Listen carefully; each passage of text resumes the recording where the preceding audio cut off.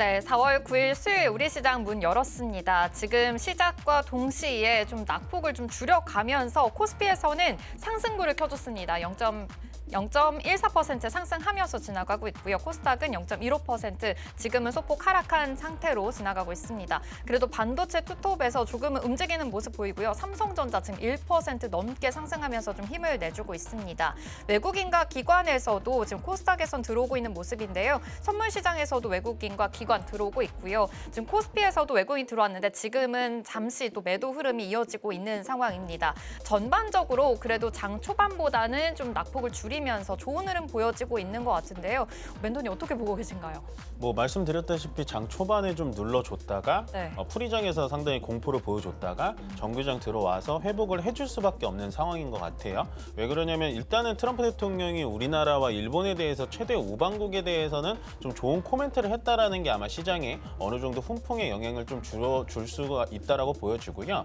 어저께 동일한 시간에 시장이 급등했을 때 좀 조심하라고 말씀을 드렸던 건 급등할 만한 타이밍과 급등할 만한 분위기가 아니었기 때문에 시장 올라간다고 너무 섣불리 타지 마세요 이렇게 얘기를 드렸던 거고 차라리 오늘 시장처럼 좀 차분하게 느긋하게 올라가는 게 훨씬 더 좋은 시장이다라고 말씀을 좀 드리고 싶습니다. 다만 현재 코스피와 코스닥 양봉과 음봉을 계속 왔다 갔다 하면서 오늘 전체적인 상승 종목은 하락 종목보다 확실히 없기는 없어요. 다만 뭐 삼성전자, 하이닉스는 조금 떨어지고는 있습니다만 시가총액 큰 종목들이 전체적으로 시장을 좀 끌어당겨주고 있기 때문에 코스피 시장은 이제는 거의 지금 2330포인트, 2350포인트 이 하단에서는 더 이상 떨어질래야 떨어질 수도 없는 자리다라고 체크를 해주시면 좋을 것 같습니다. 오늘 어떤 종목들이 좀 올라가느냐 장전에 체크를 했지만 역시나 알래스카 LNG 사업 프로젝트 쪽에 대해서 굉장히 강하게 매수가 좀 붙어 나가고 있는데요.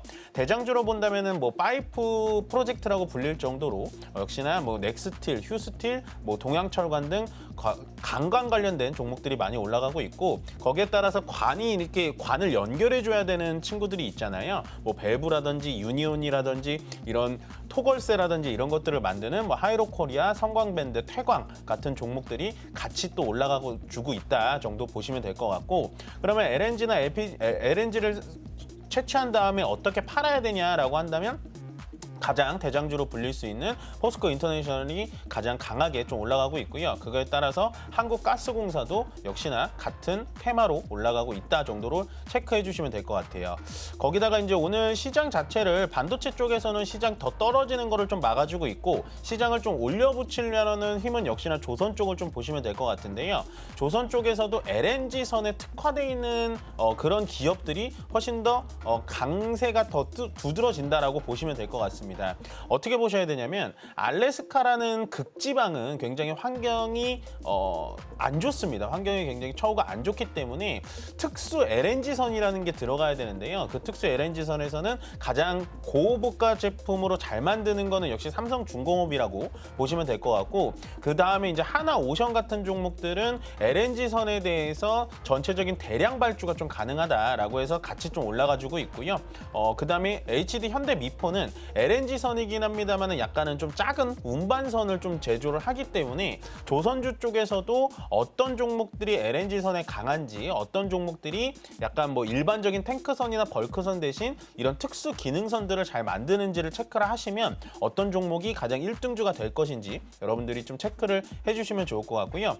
마지막으로 이제 수급 체크를 좀 드리자면 현재 현물에서는 외국인이 코스피 기준에서 380억 정도 매도를 진행하고 있고 선물은 600계약 정도 매도를 또 진행을 하고 있는데 요즘에 계속해서 말씀드리지만 외국인의 매도세는요 우리나라만 있는 게 아니라 미국, 대만, 중국, 일본 전체적으로 다 외국인 매도세가 일어나고 있습니다. 그만큼 글로벌 증시 자체가 굉장히 약하기 때문에 외국인들도 현금이라고 하죠. 캐시를 좀 챙겨놓는 그런 움직임이 보여주기 때문에요. 그나마 오늘 다행인 건 외국인들의 매도세가 크게 나오지 않는다. 그만큼 매도세가 어느 정도 좀 브레이킹이 좀 걸린 거 아닌가라는 생각이 들고 다만 오늘 수급에서 좀 아쉬운 거는 아직은 오전 10분밖에 지나진 않았습니다만 기관 쪽에서 연기금이 오늘 매도를 좀 진행하고 있다는 거 그 부분만 좀 체크를 해주신다면 오늘 시장 하방을 좀 막아주면은 그런 대로 좀 버틸 만한 시장이지 않을까 생각합니다. 네, 지금 그래도 그나마 좀 버틸만한 시장이지 않을까라고 말씀을 해주셨는데 지금 속보가 나왔습니다. 원달러 환율이 계속해서 치솟고 있는 상황입니다. 1,486점, 지금 3원, 3선까지 급등하고 있는 상황인데요. 원달러 환율 이렇게 급등하게 되면 지금 외국인들이 더 떠날 확률도 있을까요? 그러니까 원달러 환율이 저도 제일 걱정이 돼요. 네. 그러니까 시장은 더 이상 떨어지지 않을 정도로 많이 떨어져 있어서 더 이상 떨어지진 않지만 올라가지 못하는 게 바로 이 원달러 환율이거든요. 네. 그래서 원달러 환율이 지금 이제 그러니까 계속해서 달러가 강세가 되고 원화가 약세가 되는 이유 중에 하나를 고르자면 역시나 뭐 정치적 불확실성이 될 수밖에 없겠죠. 우리가 이제 저번 주에 물론 이제 탄핵 선고가 나면서 불확실성이 어느 정도 해소가 되면서 원달러 환율이 1,440원을 깨고 내려왔습니다. 내려왔다가 다시 올라가는 건 겨우 정치적 리스크를 어느 정도 해결하니까 또 미국의 관세 여파가 또 들어오면서 지금 원달러 환율이 굉장히 올라가고 있는데요. 일본의 엔화도 마찬가지입니다. 엔화가 강세보다도 현재 달러가 더 강세가 나타나다 보니까 달러 엔 환율도 계속해서 또 올라가고 있어요. 그만큼 전체적으로 지금 상황이 좀 좋지가 않고 더군다나 원달러 환율은 지금 우리가 9시부터 3시 반까지 이루어지는 정규장에서는 그렇게 폭등의 움직임을 보여주진 않아요. 오늘은 좀 많이 폭등을 하고 있습니다만 어저께 같은 경우는 이제 장이 종료하고 야간 선물 달러 시장에서 원달러 환율이 많이 급등을 한다는 건 결국엔 저는 합리적으로 이렇게 보시는 게 좋을 것 같아요. 현재 국내 투자자들이 미국 주식에 투자를 많이 하시잖아요. 뭐 테슬라의 TSLL이라든지 나스닥 3배 레버리지라든지 이런 것들이 요즘에 많이 떨어졌기 때문에 아마도 우리 장이 종료되고 미국 장이 시작되기 전에 환율 달러로 환전을 해가지고 미국에 대한 투자가 조금 더 늘어나는 경향도 없지 않아 있지 않을까라는 두 번째 좀 영향이 좀 있어 보입니다. 다만 원달러 환율이 앞으로 어떻게 될 거다라고 예측드리는 건 굉장히 어려운데요. 지금 정말 이대로 간다면 1,500원까지 찍을 수 있지 않을까라고 좀 고민이 많이 되는 상황이고 앞으로도 원달러 환율에 대해서는 조금 예민하고 좀 민첩하게 계속해서 지켜봐야 되는 포인트인 것 같습니다. 네, 지금 원달러 환율이 금융위기 이후에 지금 최고 수준까지 치솟았다라는 소식 지금 속보 전해드렸습니다. 그래도 우리 시장은 어제 트럼프 대통령이 무역 협상에서 이 한미 동행을 지금 우선적으로 해라라고 지시한 부분이 조금은 반영이 되고 있는 것 같습니다. 보합권에서 등락을 하고 있는데요. 그렇다면 좀 자세한 종목별 흐름도 좀 체크를 해보겠습니다.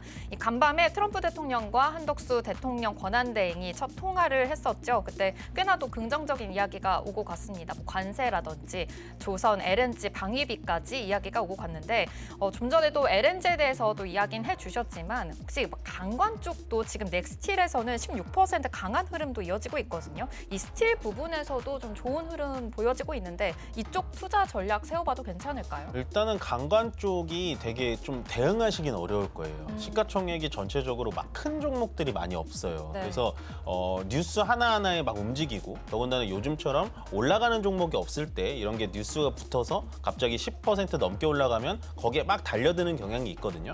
그래서 오늘같이 지금 스틸 강간주들이 막 올라갈 때는 굳이 쳐다보지 않으셨으면 좋겠어요. 이렇게 올라갈 때 더 이제 만약에 잘못 들어갔다가 위쪽에서 좀 물리는 경향이 있기 때문에요. 일단은 제가 말씀드렸다시피 오히려 이쪽을 좀 LNG 쪽과 이 알래스카 쪽을 좀 하고 싶으시다 한다면 LNG 선을 잘 만드는 조선 쪽이 오히려 좀 든든하다라고 보여지고요.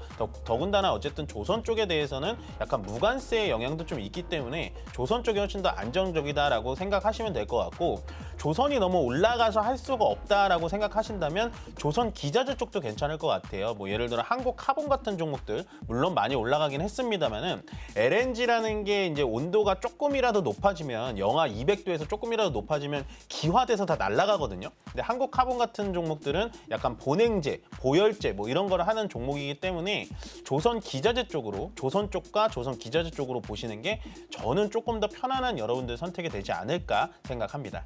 네, 넥스틸 이런 강관 쪽은 아무래도 좀 변동성이 큰 종목이다 보니까 대응하기가 좀 어려우시다면 조선 기자재 쪽으로도 시선을 돌려봐도 좋을 것 같다라고도 말씀을 해주셨습니다.